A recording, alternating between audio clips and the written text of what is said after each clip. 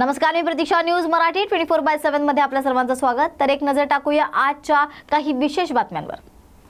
महाराष्ट्र केसरी 2025 या प्रतिष्ठेच्या स्पर्धेतील अंतिम सामना अहिल्यानगरमध्ये पार पडला. या स्पर्धेत पुण्याचा पैलवान पृथ्वीराज मोहोळ याने बाजी मारली आहे. बलभीम अण्णा जगताप क्रीडा नगरी येथे झालेल्या महाअंतिम सामन्यात पृथ्वीराज मोहोळ आणि महेंद्र गायकवाड आमने सामने पाहायला मिळाले. मात्र महेंद्र गायकवाड याने सामना संपायला अवघे काही सेकंद बाकी असतानाच पंचांनी दिलेल्या निर्णयाविरोधात मैदान सोडलं.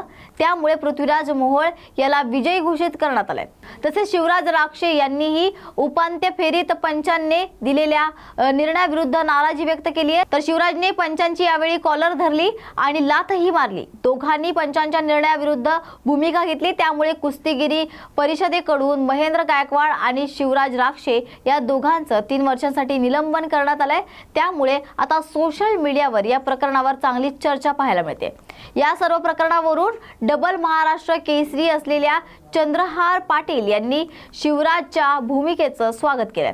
चंद्रहार पाटील यांनी महाराष्ट्र केसरी ठरलेल्या पृथ्वीराज मोहोळ यांचं अभिनंदन केलंय. तर शिवराज राक्षे यांची पाठराखण करत त्यांचे पंचांना गोळ्या घातल्या पाहिजे होत्या असं चंद्रहार पाटील यांनी म्हटलंय. तर चंद्रहार पाटील सांगली येथील माध्यमांशी बोलत होते. त्यावेळेस पाटील यांनी हे टोकाचं विधान केलंय. तर या होत्या आजच्या काही विशेष बातम्या. अशाच विशेष बातम्यांसाठी पाहत रहा न्यूज मराठी 24/7. नवा भारत, नवा विचार.